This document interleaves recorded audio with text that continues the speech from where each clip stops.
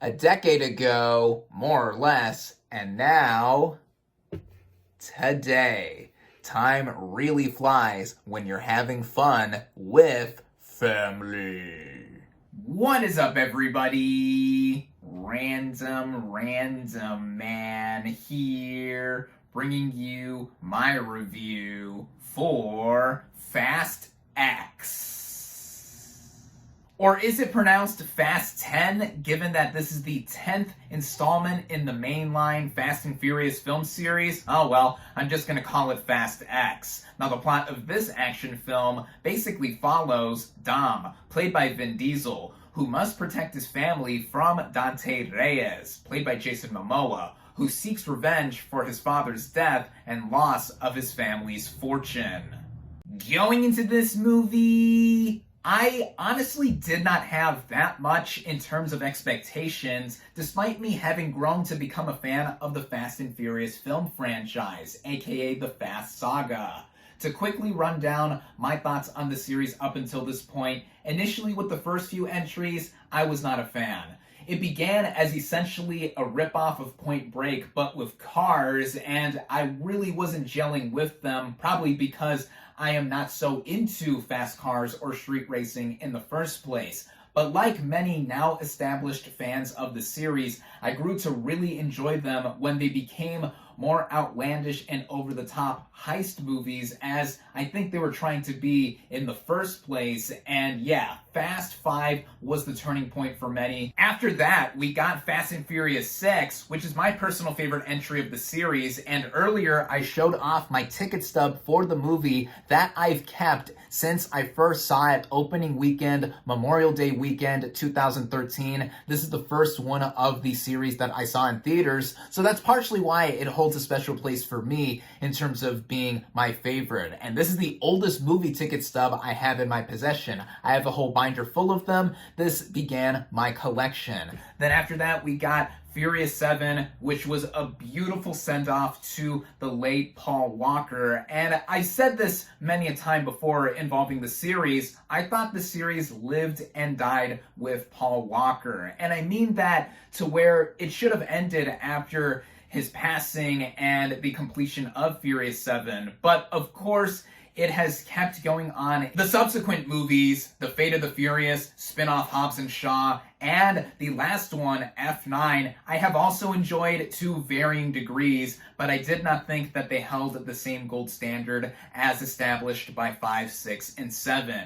The overall series, though, I am still mostly on board for as action movies while carrying the theme of family. So why was I not so looking forward to Fast X? Well, behind the scenes, there was drama. Director Justin Lin, who initially was coming back to helm this entry after having done most of them, he directed 3, 4, 5, 6, and 9. He clashed with star and producer Vin Diesel and left 1 week into production over creative differences. He was replaced by Louis Leterrier, who I am not so big in terms of his filmography. He's previously directed 2008's The Incredible Hulk, which is easily one of the more forgettable and lower tier MCU movies, and he also did the Transporter movies with Jason Statham, but I was not sure how he was going to pick up the mantle of literally driving the series forward. But even with that, Lin still retains writing and producing credits. Most of the cast, of course, led by Diesel, does come back for this entry, and this was touted to be the first part in a multiple part finale for the franchise, and curiosity got the better of me to go ahead and give this movie a chance. Luckily for me, I was able to head out and see this thing in theaters where it is only currently available. By the way, check out my ticket stub.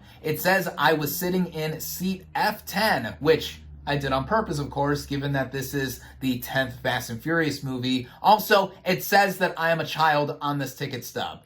Apparently, I found the Fountain of Youth at some point before today. Starting out with the cast and their performances, we have Vin Diesel as Dominic Dom Toretto. Now, He has been with the series since the beginning, starting out as a street criminal and now a freelance agent helping save the world from so many other threats. And the franchise has really come a long way since 2001, and so has Vin Diesel in some ways. Again, also being a producer on these movies, and while his acting ability is nowhere near Oscar caliber, for what he does in literally being the muscle that holds a lot of these movies together, he continues on doing what he does best in these movies, behind the wheel. Also doing a lot of the same thing is Michelle Rodriguez as Letty, the loving wife to Dom, and this franchise is as much hers as Diesel's, for also being there since the very beginning, kicking some ass, and also having a lot of heart to them. I love them as a couple. They are probably among my favorite couplings in any movie in this century thus far. I'm serious. I just think that these two together really have such a charm about them. Then there's Tyrese Gibson as Roman, Ludacris as Tej, Natalie Emmanuel as Ramsey, and Sung Kang as Han. All four of them basically being their own little subplot, initially having to do a mission in Rome before the rest of the plot comes into play and everyone else is involved with this whole international espionage type of sabotage, whatever, all that coming together. These four I really like in terms of being a group dynamic. They bring out a lot of the comedy with the movie. They certainly got a lot of laughs out of me whenever they were on screen. Jordana Brewster, who's also been here since the very beginning of the series, returns as Mia, Dominic's sister. She doesn't have a whole lot to do here, but does get her hands dirty in one scene. I've always enjoyed her. There's also John Cena coming back from the last one as Dom and Mia's brother Jacob, having now joined the long-standing tradition of this franchise, having villains turned into allies here, and has a lot to do, leans into more of the comedy of the movie while also taking care of Dominic's son, Little B, or Brian, and I thought that worked out here. And speaking of villains of the past coming back, Deckard Shaw, played by Jason Statham, does return here. He was the big bad of Furious 7 and shows off his action chops in a moment or two with Fast X. Also returning is Charlize Theron as Cypher, the big bad of Fate of the Furious, and also showed up a bit in the last entry too, guiding Jacob in his path of evil before, family. And here, there's something interesting done with her in terms of connecting with Dom and his family. That's all I will say. She also gets to kick some ass with this movie. There's a great action scene with her fighting against Letty. Scott Eastwood also briefly returns as Little Nobody, Mr. Nobody's son, for this Rome action sequence. But I want to get into some of the new players here. And off the top, we have the main villain of Dante Reyes, as played by Jason Momoa. I think he is easily one of the best parts of the film, and especially in terms of the performances, because he relishes being this villainous role. He is flamboyant. He is fiery. He is basically the antithesis of Dom. He is basically the Joker to Dom's Batman, right down to dressing up in purple, driving a purple car. He really is playing against type, and I just love that here with how he is really trying to get under Dom's skin and is just trying to foil him in almost every direction. The theme of family also applies with his motivations to go against Dom and his family for the death of his father, played by Joaquin del Almeida. He was the big bad in Fast 5, and yeah, that just runs through in keeping up with how these movies run in terms of the motivations, lack of plot, or just other detailings that you want to consider when watching a Fast and Furious film. So yeah, Momoa as Reyes, he's probably the best villain we have gotten in the movies thus far. This isn't just recency bias. I think that with how he really is turning the tables for Dom and his family, this is something that really raises the stakes.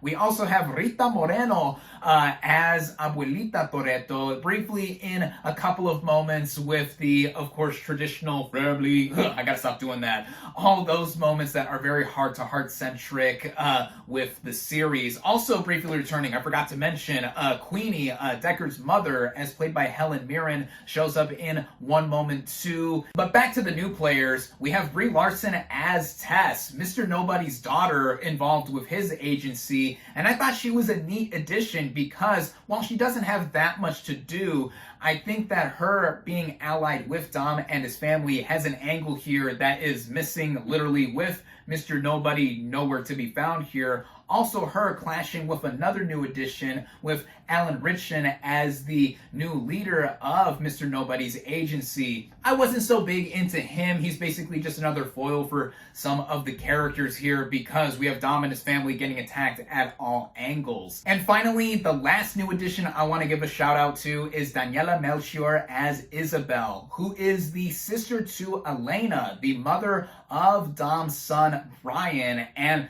not only did I think that she added some emotion to the fray here with connecting to the past and also with Dom, but with how she is in terms of the presence that she has. She was the breakout star and easy standout of 2021's The Suicide Squad, and here I thought that with what she had to do, whether it was behind the wheel at one point or also just being with Dom, that just really helped bring all this together. A lot of people that I've just run down here, this is a huge ensemble, just like these movies tend to have, but really, I think mostly everyone does their job well, and some of the new additions I really did enjoy, especially Jason Momoa as our new main villain. Now getting into the writing of this movie, which this series has become famous for, ironically, ever since at least Fast 5, the movies have upped the ante in terms of the action sequences and just the overall state of being ludicrous, no pun intended, in terms of the plot motivations, the characters, the dialogue, all of that coming together. It's no different here with Fast X, and this movie specifically connects to Fast 5 in how it opens with some retconning and inserting Jason Momoa's Dante Reyes, him being there to establish the grudge that he would have against Dom at the beginning of Fast X and having planned his demise this entire time. Then we get the standard scenes like the backyard barbecue, some more talk of family, and other things to get everything set up here before we have Reyes put into the fray with Dom and his entire family being separated for most of the movie, actually. And there's a ton of other things that the film tries to juggle in terms of balancing all the subplots and plot threads that are scattered literally around the world. And that is easily this movie's biggest issue, which could be commonplace to be said with the rest of the recent Fast and Furious movies. It's bloated beyond belief. And I think that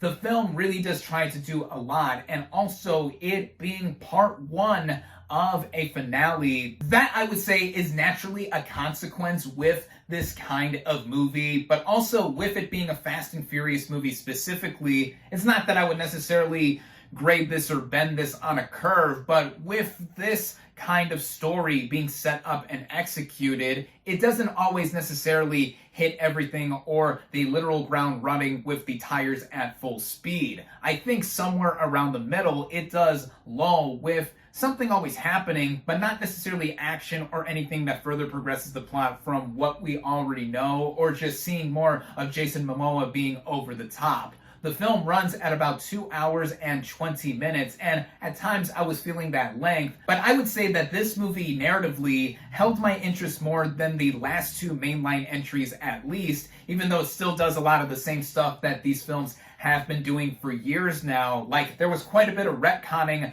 in the last movie to bring Han back, but I think this movie is more grounded than The Fate of the Furious and F9, as grounded as any of these movies could be with how overblown that they have become.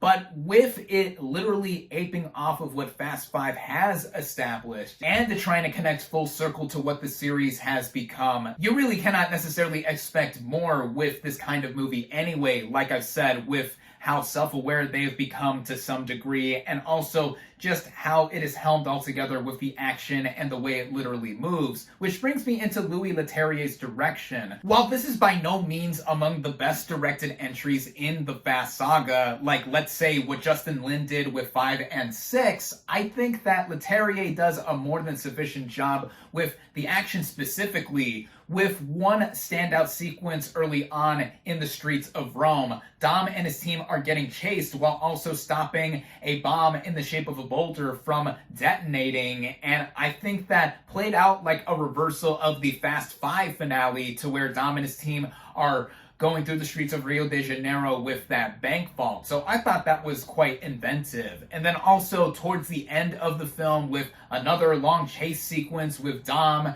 trying to obtain something. That brought back some of the more grounded nature. Again, as much as these movies have been, up until this point, like with what has been done before, akin to some of the better entries in my opinion. And while the VFX are dodgy at points, there is some noticeable practicality with some of the explosions and stunt work. You also get the lush locations that the movie globetrots around, like LA, where our team originated from, London, Leipzig, Rome, Rio de Janeiro, and for those that are longtime fans since the very first film, there is a throwback to street racing there. And again, it's hard to imagine how the series began as something with the street racing and small heist angle to be a big global heist and espionage type of adventure. And it's something that you really have to go with the flow with. In the end, literally and figuratively, it leaves you wanting more, with multiple cliffhangers being put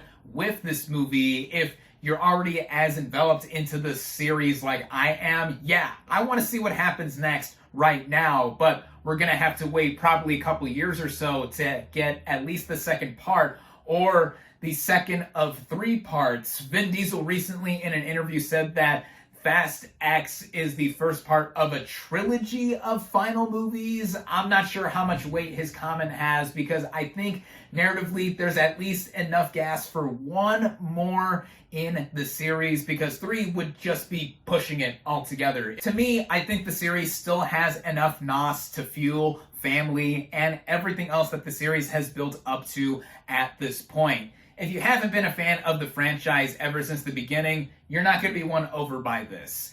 If you've been a fan since at least Fast 5, or when the series has grown exponentially in terms of being outlandish, like myself, you're going to stay on for the ride. In short, with this movie, your mileage is going to vary. Pun very much intended.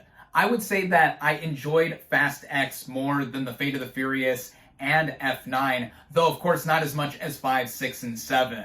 For us fans, this is the Avengers Infinity War of the Fast Saga, and there's a lot of stuff introduced, especially towards the end, that will get a lot of us hyped for what is eventually going to come next. If you know, you know. Also, stay for the mid-credits scene. Even though the internet already spoiled it for me prior to seeing the movie, yeah, stay for that. My final verdict for Fast X is 3.5 out of 5 stars.